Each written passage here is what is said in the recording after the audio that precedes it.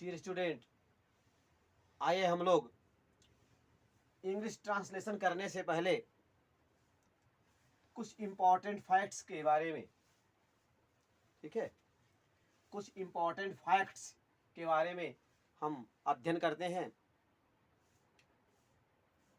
देखिए dear students, हमने यहाँ पर लिखा है इम्पॉर्टेंट फैक्ट्स फॉर ट्रांसलेशन।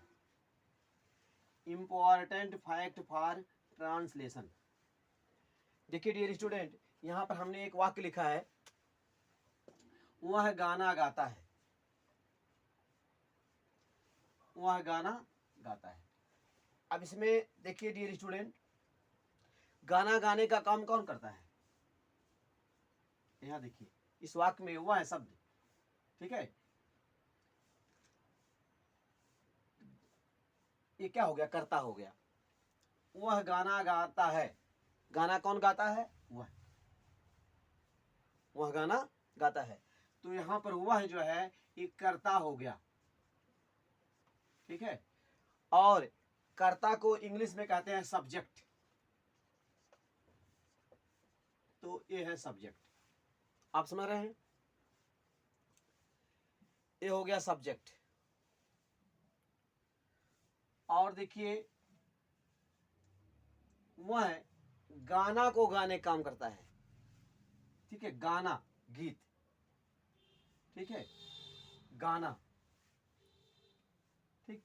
तो यहाँ पे गाना शब्द एक कर्म है। किस चीज को? गाना को गाता है। तो गाना शब्द यहाँ पर कर्म है, एक कर्म हो गया, ठीक। और डियर स्टूडेंट, कर्म को जो है ऑब्जेक्ट कहते हैं।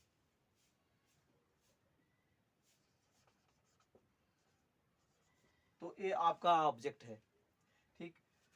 और देखिए वह गाना गाता है। यहाँ देखिए गाता है शब्द।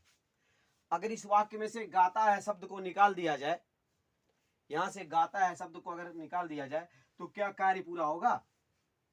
देखिए मान लीजिए हमने यहाँ गाता है शब्द को निकाल दिया, तो अब वाक्य पढ़िए, वह है गाना। क्या कार्य पूरा हो रहा है? ये क्या? वह गाना। ये तो अर्थ का अनर्थ हो रहा है। ये क्या आप कह रहे हैं? वह गाना, ठीक है। तो स्पष्ट है कि हाँ, कार्य पूरा होने के लिए गाता है शब्द का होना बहुत जरूरी है।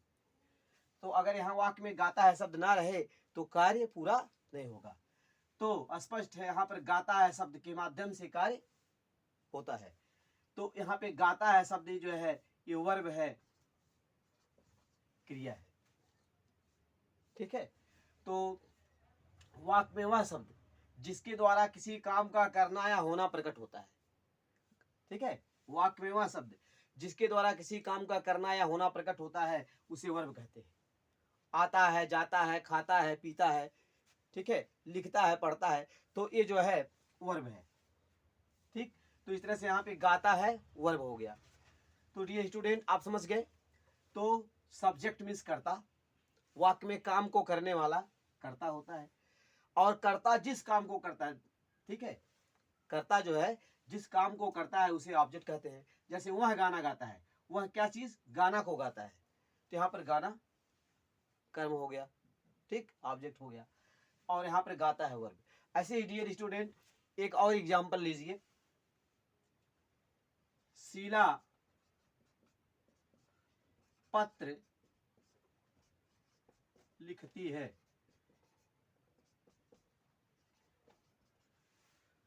देखिए डियर स्टूडेंट, यहां देखिए इस वाक्य में पत्र कौन लिखती है? पत्र लिखने का काम कौन करती है? शीला, ठीक है। अतः यहां पर शीला जो है इसे कर्ता कहेंगे, ठीक है।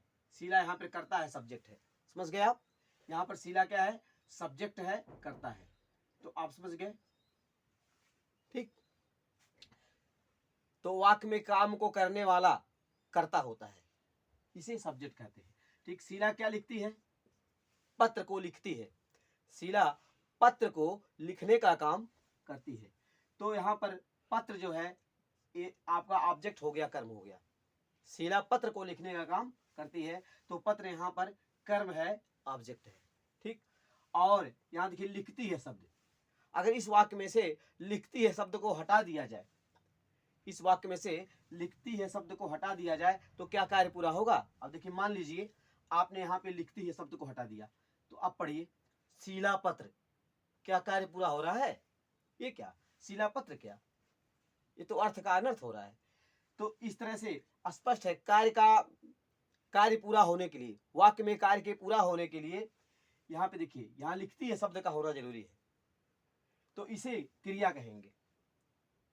ठीक है, तो वाक्य में वह शब्द जिसके माध्यम से किसी काम का करना या होना प्रकट होता है, वाक्य में वह शब्द जिसके द्वारा किसी काम का करना या होना प्रकट होता है, उसे क्रिया कहते हैं, उसे वर्ब कहते हैं। तो यहाँ पर लिखती है शब्द, यहाँ पर लिखती है शब्द वर्ब है, क्रिया है। ठीक, तो डियर स्टूडेंट, इस तरह से आप समझ गए subject, object, verb. Subject means कर्ता, वाक्य में काम को करने वाला कर्ता होता है। ऑब्जेक्ट मीन्स कर्म। ठीक है, कर्ता जिस काम को करता है, वाक्य में जो है कर्ता जिस काम को करता है उसे हम कर्म कहते हैं, ऑब्जेक्ट कहते हैं। और देखिए वर्ब क्रिया, वर्ब क्रिया, तो क्रिया क्या है? वाक्य में वह शब्द जिसके माध्यम से किसी काम का करना या होना प्रकट होता है, ठीक है, उसे हम क्रिया कहते हैं। तो यहाँ देखिए लिखती है शब्द वर्ब है, क्रिया है। यहाँ पर गाता है शब्द वर्ब है, क्रिया है। तो इस तरह से आप समझ गए subject, object, verb. Dear student, आज की पढ़ाई यहीं पर समाप्त करते हैं। अगले वीडियो में हम प्रेजेंट इंडेफिनिट टेंस के वाक्यों का ट्रांसलेट करना सीखेंगे। अंडरस्टैंड?